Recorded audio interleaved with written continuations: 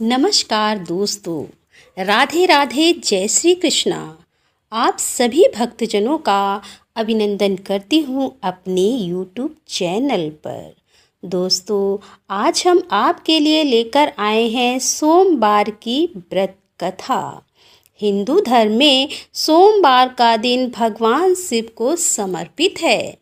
कहते हैं कि इस दिन जो व्यक्ति सच्चे दिल से भोलेनाथ की पूजा अर्चना करता है, उसकी सारी मनोकामनाएं पूर्ण हो जाती हैं।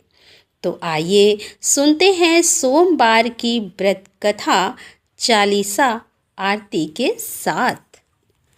किसी नगर में एक धनी व्यापारी रहता था। दूर दूर तक उसका व्यापार फैला हुआ था। नगर के सभी लोग उस व्यापारी का सम्मान करते थे।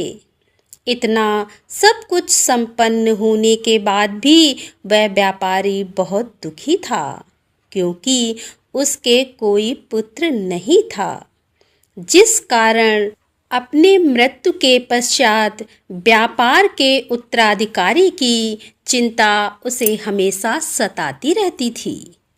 पुत्र प्राप्ति की इच्छा से व्यापारी प्रत्येक सोमवार भगवान शिव की व्रत पूजा किया करता था और शाम के समय शिव मंदिर में जाकर शिव जी के सामने घी का दीपक जलाया करता था। उसकी भक्ति देखकर माँ पार्वती प्रसन्न हो गईं और भगवान शिव से उस व्यापारी की मनोकामना पूर्ण करने का निवेदन किया। भगवान शिव जी बोले कि इस संसार में सबको उसके कर्म के अनुसार फल की प्राप्ति होती है। जो प्राणी जैसा कर्म करते हैं, उन्हें वैसा ही फल प्राप्त होता है। शिव जी द्वारा समझाने के बावजूद माँ पार्वती नहीं मानी और उस व्यापारी की मनोकामना पूर्ति हेतु वे शिव जी से बार बार अनुरोध करती रहीं। अतः माता के आग्रह को देखकर भगवान भोलेनाथ को उस व्यापारी को पुत्र प्राप्ति का वरदान देना पड़ा।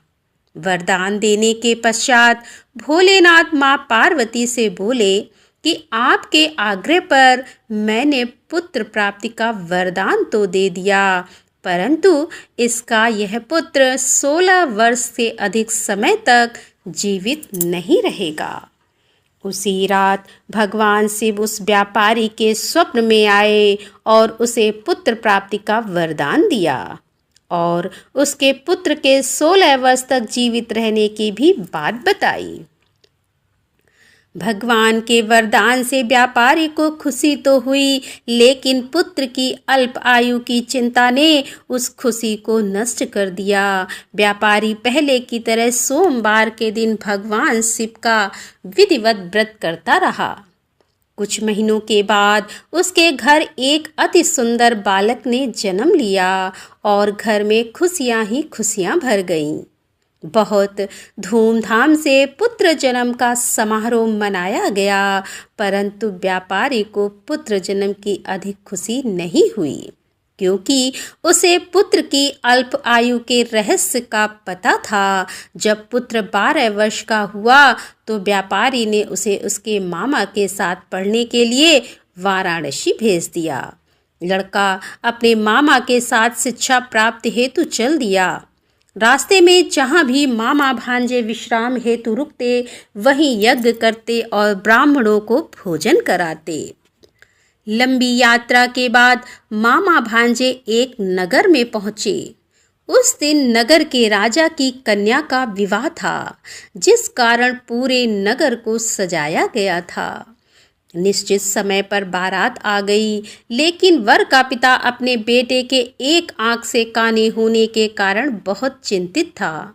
उसे भय था कि इस बात का पता चलने पर कहीं राजा विवाह से इनकार ना कर दे। इससे उसकी तो बदनामी भी होगी। जब वर के पिता ने व्यापारी के पुत्र को देखा तो उसके मस्तिष्क में एक विचार आया। उसने सोचा कि क्यों ना इस लड़के को दूल्हा बनाकर राजकुमारी से विवाह करा दूं। विवाह के बाद इसको धन देकर विदा कर दूंगा और राजकुमारी को अपने नगर ले जाऊंगा। वर के पिता ने लड़के के मामा से इस संबंध में बात की। मामा ने धन मिलने के लालच में वर के पिता की बात को स्वीकार कर लिया। लड़के को दूल्हे का वस्त्र पहनाकर राजकुमारी से विवाह करा दिया गया। राजा ने बहुत सारा धन देकर राजकुमारी को विदा किया। शादी के बाद लड़का जब राजकुमारी से साथ लौट रहा था तो वह सच नहीं छिपा सका और उसने राजकुमारी के ओढ़नी पर लिख दिया, राजकुमारी, तुम्हारा विवाह मेरे साथ हुआ था। मैं तो वाराणसी पढ़ने के लिए जा रहा हूँ और अब तुम्हें जिस नवयुवक की पत्नी बनना पड़ेगा वह कान्हा है। जब राजकुमारी ने अपनी ओढ़नी पर लिखा हुआ पढ़ा तो उसने काने लड़के के साथ जाने से इनकार कर दिया। राजा को जब ये बातें पता लगी तो उसने राजकुमारी को महल में ही रख लिया। उधर लड़का अपने मामा के साथ वाराणसी पहुंच गया और गुरुकुल में पढ़ना शुरू कर दिया। जब उसकी आयु 16 वर्ष की हुई तो उसने यज्ञ किया। यज्ञ की समाप्ति पर ब्राह्मणों को भोजन कराया और खूब अन्न वस्त्र दान किए। रात को वह अपने शयन कक्ष में सो गया। शिव के वरदान के अनुसार शयनावस्था में ही उसके प्राण पखेरु उड़ गए। सूर्योदय पर मामा मृत भांजे को देखकर रोने पीटने लगा। आसपास के लोग भी एकत्र होकर दुख प्रकट करने लगे। लड़के के मामा के रोने का विलाप करने के स्वर समीप से गुजरते हुए भगवान शिव और माता पार्वती ने भी सुने। माता पार्वती ने भगवान से कहा कि हे प्राणनाथ, मुझे इसके रोने के स्वर सहन नहीं हो रहे हैं। आप इस व्यक्ति के कष्ट को अवश्य दूर कर दें। भगवान शिव ने माता पार्वती के साथ अदृश्य रूप में समीप जाकर देखा तो भोलेनाथ माता पार्वती से बोले, यह तो उसी व्यापारी का पुत्र है जिसे मैंने 16 वर्ष की आयु का वरदान दिया था। इसकी आयु पूरी हो गई है। तब माता पार्वती ने फिर भगवान शिव से निवेदन कर उस बालक को जीवन देने का आग्रह किया। माता पार्वती के आग्रह पर भगवान शिव ने उस लड़के को जीवित होने का वरदान दिया और कुछ ही पल में वह जीवित होकर उठ बैठा। शिक्षा समाप्त करके लड़का मामा के साथ अपने नगर की ओर चल दिया। दोनों चलते हुए उसी नगर में पहुँचे जहाँ उसका विवाह हुआ था। उस नगर में भी यज्ञ का आयोजन किया। समीप से गुजरते हुए नगर के राजा ने यज्ञ का आयोजन देखा और उसने तुरंत ही लड़के और उसके मामा को पहचान लिया। यज्ञ के समाप्त होने पर राजा मामा और लड़के को महल में ले गया और कुछ दिन उन्हें महल में रखकर बहुत सा धन वस्त्र आदि देकर राजकुमारी के साथ विदा कर दिया। इधर भूखे प्यासे रहकर व्यापारी और उसकी पत्नी बेटे की प्रतीक्षा कर रहे थे। उन्होंने प्रतिज्ञा कर रखी थी कि यदि उन्हें अपने बेटे की मृत्यु का समाचार मिला तो दोनों अपने प्राण त्याग देंगे। परंतु जैसे ही उसने बेटे के जीवित वापस लौटने का समाचार सुना तो वह बहुत प्रसन्न हुआ। वह अपनी पत्नी और मित्रों के साथ नगर के द्वार पर पहुंचा और अपने बेटे के विवाह का समाचार सुनकर पुत्र वधू राजकुमारी को देखकर उसकी खुशी का ठिकाना न रहा। उसी रात भगवान शिव ने व्यापारी के स्वप्न में आकर कहा कि हे श्रेष्ठ जी, मैंने तेरे सोमवार के व्रत करने और व्रत कथा सुनने से प्रसन्न होकर तेरे पुत्र को लंबी आयु प्रदान की है। पुत्र की लंबी आयु जानकर व्यापारी तो बहुत प्रसन्न हुआ। शिव भक्त होने तथा सोमवार का व्रत करने से व्यापारी की सभी मनोकामनाएं पूर्ण हुई। इसी प्रकार जो भक्त सोमवार का विधिवत व्रत करते हैं और व्रत कथा सुनते हैं उनकी सभी इच्छाएं पूरी होती हैं। तो हे भोलेनाथ, हे माता पार्वती, जिस प्रकार आपने उस साहूकार के बेटे को दीर्घ आयु दी उसी तरह हम सभी भक्तों को दीर्घ आयु प्रदान करना। वो शंकर भगवान की जय। दोस्तों, अब हम सुनेंगे शिव की चालीसा। जय गणेश गिरजा सुवन मंगल मूल सुजान, कहते अयोध्या दास तुम देहु अभय वरदान। जय जय जय गिरजापति दीन दयाला, सदा करत संतन प्रतिपाला। भाल चंद्रमा सोहत नीके, कानन कुंडल नाग फनीके। अंग गौर सिस गंग बहाए, मुंड माल तन छार लगाए। वस्त्र खाल बागंबर सोहे, छवि को देखी नाग मन मोहे। मैना मातु की हबै दुलारी, वाम अंग सोबत छवि न्यारी। कर त्रिशूल सोहत छवि भारी, करत सता शत्रुघ्न क्षयकारी। नंदी गणेश सोहे तह कैसे, सागर मध्य कमल हैं जैसे। कार्तिक श्याम और गणराऊ, या छवि को कही जात न काऊ। देवन जबहि जाय पुकारा, तभी दुख प्रभु आप निवारा। किया उपद्रव तारक भारी, देवन सब मिली तुम्हि जुहारी। तुरद सडानन आप पठायो, लब निमेष मह मारि गिरायो। आप जलंधर असुर संहारा, सुअस तुम्हारे विदित संसारा। त्रिपुरासुर सन युद्ध मचाई, सबहि कृपा कर लीन बचाई। किया तबहि भागीरथ भारी, पुरब प्रतिज्ञा तासु पुरारी। दानिन मह तुम सम कोहु नाही, सेवक स्तुति करत सदाही। वेद नाम महिमा तब गाई, अखद अनादि वेद नहीं पाई। प्रकटी उदति मंथन में ज्वाला, जरत सुरासुर भय बिहाला। कीनी दया तैह करि सहाई, नीलकंठ तब नाम कहाई। पूजन रामचंद्र जब कीन्हा, जीत के लंक विभीषण दीन्हा। सहस कमल में यो रहे धारी, कीन परीक्षा तबहि पुरारी। एक कमल प्रभु राख्यो जोई, कमल नयन पूजन चह सोई। कठिन भक्ति देखी प्रभु शंकर, भय प्रसन्न दिए इच्छित वर। जय जय जय अनंत अविनाशी, करति कृपा सबके घटवासी। दुष्ट सकल नित मोहि सतावे, भ्रमत रहो मुहि चैन नावे। त्राहि त्राहि मैं नाथ पुकारो, यही अवसर मुहि आन उबारो। लै त्रिशूल शत्रुघ्न को मारो, संकट से मुहि आन उबारो। मात पिता भ्राता सब होई, संकट में पूछत नहीं कोई।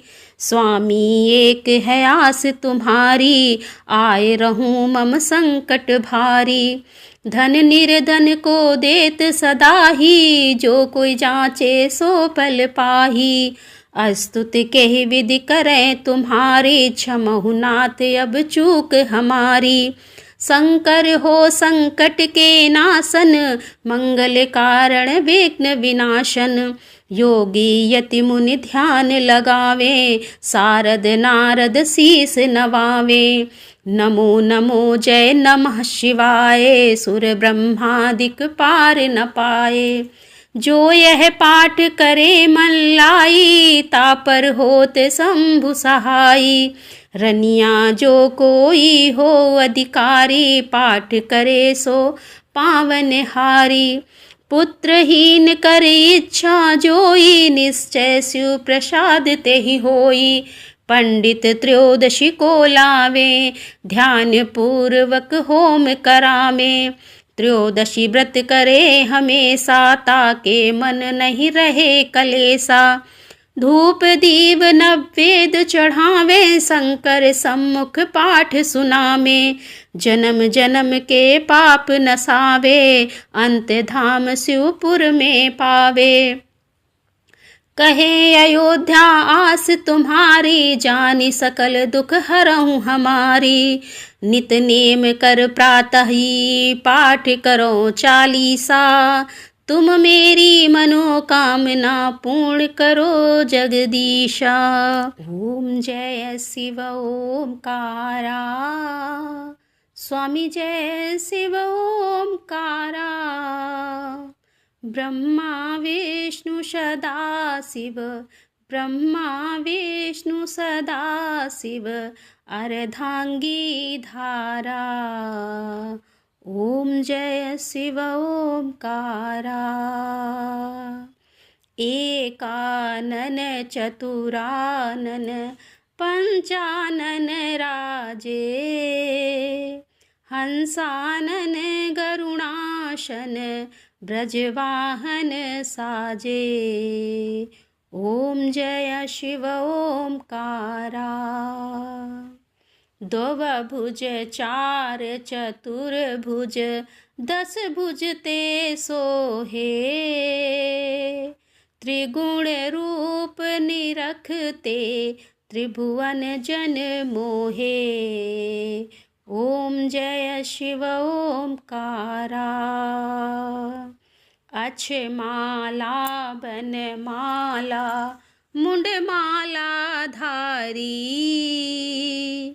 चंदन मृग मद चंदा भोले शुभकारी। ओम जय शिव ओंकारा। श्वेतांबर पीतांबर बागंबर अंगे, शनकादिक गरुणादिक भूतादिक संगे। ओम जय शिव ओंकारा। कर मध्य कमंडल चक्र त्रिशूलधारी, सुखकारी दुखहारी जगपालनकारी। ओम जय शिव ओंकारा। ब्रह्मा विष्णु सदा शिव जानति अविवेका, प्रणवाक्षर में शोभित ये तीनों एका। ओम जय शिव ओंकारा। त्रिगुण स्वामी जी की आरती जो कोई नर गावे, कहत शिवानंद स्वामी कहत हरिहर स्वामी, सुख संपत्ति पावे। ओम जय शिव ओंकारा। वो शंकर भगवान की जय। तो दोस्तों, कैसी लगी आज की एक कथा आरती चालीसा? यदि एक कथा आरती चालीसा पसंद आई हो तो वीडियो को लाइक शेयर और कमेंट अवश्य करें। तो दोस्तों, मिलते हैं अगले वीडियो के साथ। तब तक के लिए हर हर महादेव, जय भोलेनाथ की।